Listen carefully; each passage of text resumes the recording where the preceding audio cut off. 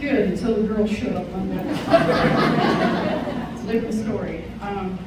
For the record, I didn't actually pass Dave Cole. That's true. I told him to come set a screen for me because that's about all I was good at. And more times than not, I had a big jumper coming off. So, okay. So I think the tears are done for now. I'm probably gonna hit him a couple more times. Probably shouldn't have had me second to last. This probably is going to be real short. First off, I'm truly humbled. Thank you so much for allowing me to be here, allowing me to speak, and just be a part of this great plan. Congratulations, obviously, to all the other inductees as well. What amazing accomplishments, and just it's been amazing sitting here listening to all of it. I want to thank Mark and Pat, Dave, Andy Close, and John Sittler. You've always been some of my biggest advocates. I know you had a big play in me being up here today, and I truly appreciate that.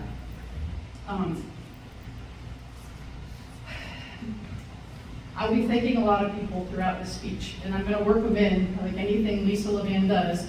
I have a platform, and I'm going to take it full advantage of this platform.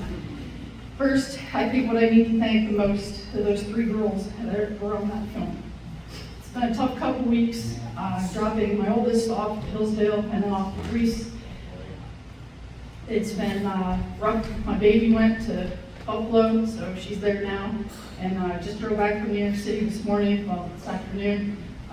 Thankfully my husband drove so I could write the speech, and I dropped off Gigi in New York City. So they shared me with a lot of people. And that to me is very selfless and speaks volumes to the way they were raised, but also about the people they are.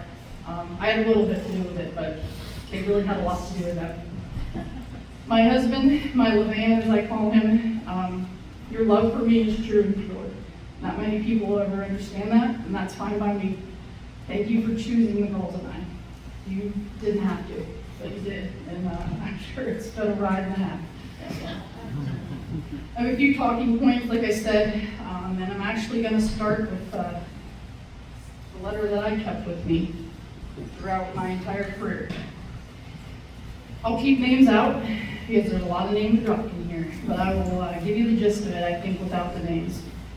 Congratulations on achieving your mediocrity, and you've been destined to since taking over the program 6 years ago. What else could really be expected of a coach that squandered the talent you have? The last 6 years speak for themselves. No playoff wins, not now even making the playoffs. Your best accomplishment was maximizing the potential of the class of 2012, no matter how limited it was. I am quite certain this person and many others probably created a Facebook page called the Lisa LaVan Haters. I'm okay with that, because that only drove me to where I am today, and it only gave me a little bit more fuel, and that's all I needed. I hunkered down, and I got after it. That was obviously 6 years into my career, but I did actually start 6 years before that. I thought I was doing a pretty decent job, but apparently this person didn't. The last question I was asked when I was interviewed was, why should we hire you? Because I have no ties to Warren. I just want to give back to the sport I love so much. It changed my life, and I want to change lives too. And that is truly why I began on this path. In June 2008, I set out on my journey. It wasn't easy. That'd be a bold-faced lie if I said it was. It was hard. My program emulated my mantra, an approach to life that was instilled by my amazing parents. Do not let anyone outwork you. And I didn't. And to this day, I still don't. Both my parents did and still live by this mantra. My dad, as a blue-collar factory worker his entire life. My mom, a factory worker as well, before that a babysitter at home for many years. And then eventually an office manager before becoming an office manager late in life. They instilled in me the hard work that it would take to be good at anything I did. I went to Barron, and it was only built upon by Ross Fenari. Ross is here today with her wife Tammy, and I can't thank them enough for being a part of my life. She wasn't the easiest coach to play for.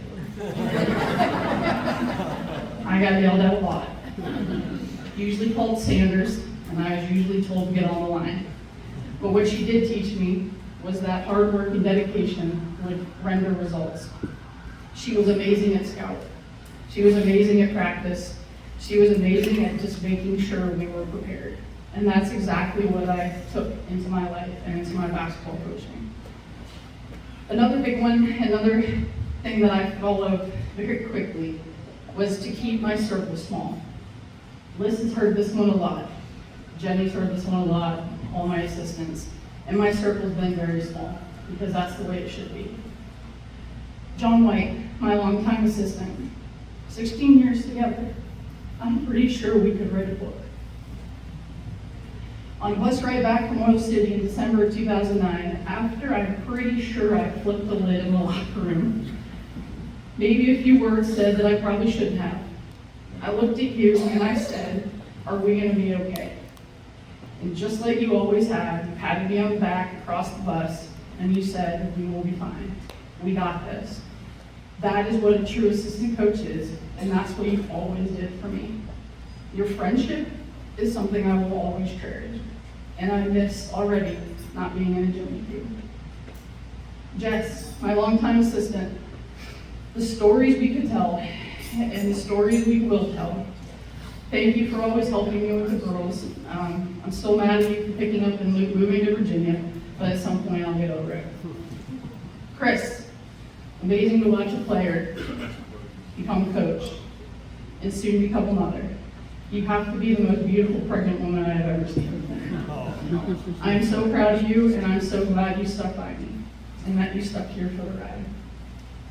LJ, my officiating buddy and my coaching confidant, always willing and ready to have a talk with me, always ready to jump on the phone, text me, and you always knew what to say after a loss or even after a really big win. Thank you for sharing your dad with me. One of the greatest men I ever knew.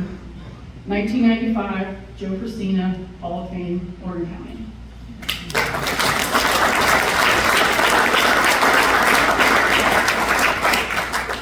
Nick DeSantis, you joined this small circle because I kicked your butt every freaking day we played, and I felt bad for you, man. Just kidding. It was actually the opposite. Great coach, kicked my tail many times, and somehow, some way, a friendship was formed. And to this day, we still call each other. We still bounce ideas off each other. I'm so proud to have you in my circle. I'll always be there. Mark and Pat, meeting both of you have changed my life. Truly a blessing.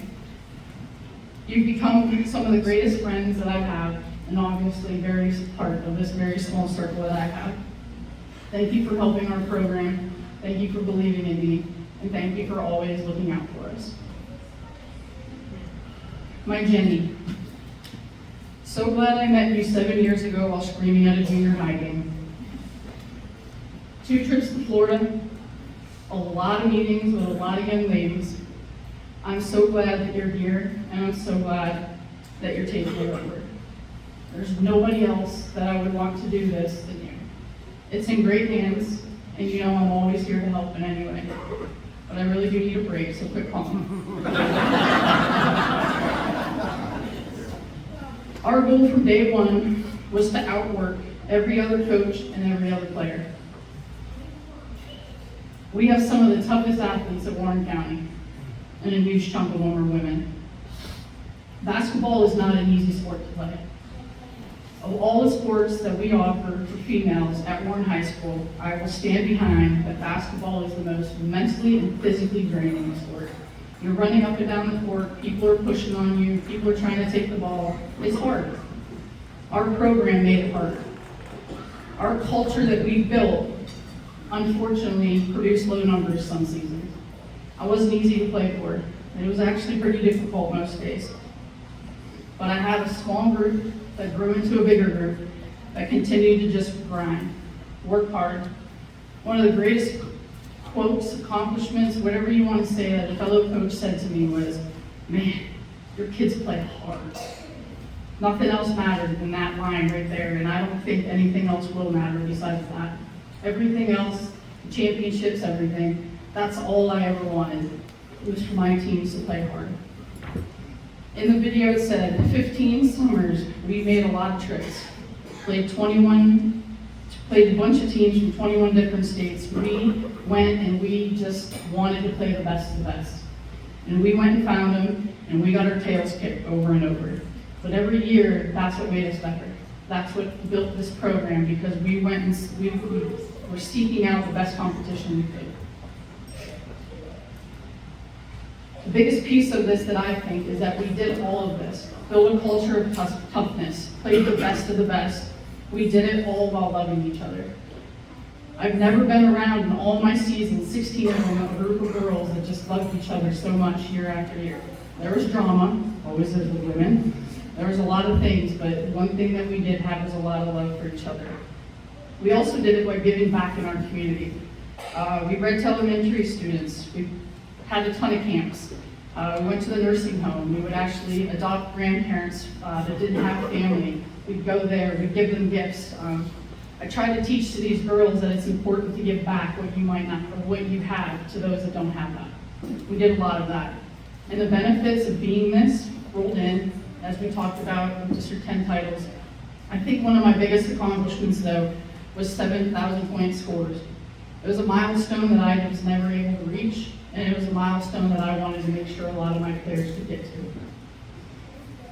If it's not hard, it's not worth it. Right, Liz?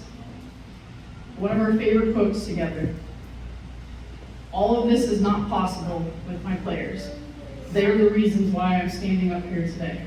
People will say it was my coaching, people will say it was all the great things that I said or did. It's not. It's the players. The players that dedicated and believed in me, trusted in me, and continue to work hard every single day. Our group built a community that followed us. We had our group. We broke through a lot of barriers my time here at Warren, but unfortunately I don't think we broke through enough. Progress has been made, but not enough. I'm asking for everybody in this room tonight to help me, and I'm going to tell a story, and this is how I'm ending it. I urge you to do more to support young ladies in sports. We need it. Don't believe me that it's not happening here in Warren County? Here's your proof. Our storied program with tradition of winning had a home playoff game one day after the boys basketball team hosted their own. I love that boys team this year. Great young men. Did some great things. We hosted the game after theirs. Our crowd, one day later, half the size. No cheerleaders, no student section.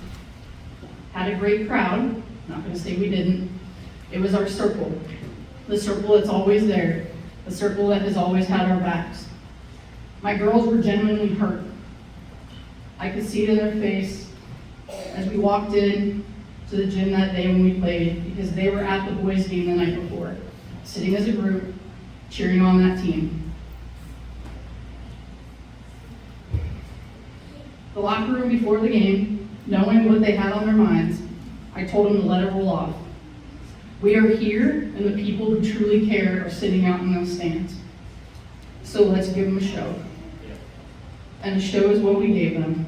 An OT win, first state playoff game, beating the third team out of Pittsburgh, who had a very long bus ride to Warren County. Need another reason? I'll come to that in a moment. I'm asking people here to just stop and think about not only the boys' sports, but the girls' sports in this county. We have some amazing female athletes. Time and time, day after day, they're continuing to win in a lot of championships. It takes somebody telling them to appreciate women's sports. It takes somebody telling them to support women's sports. So that's what I'm asking for you guys to do today. Last reason I have before I part and leave with a quote, because I can't leave with just this. The Warren County Elks Club is one of the only one in the United States that doesn't allow women membership. If you don't think there's a problem here, then you're not awake. My quote is, don't be a lady, be a legend. Thank you. you.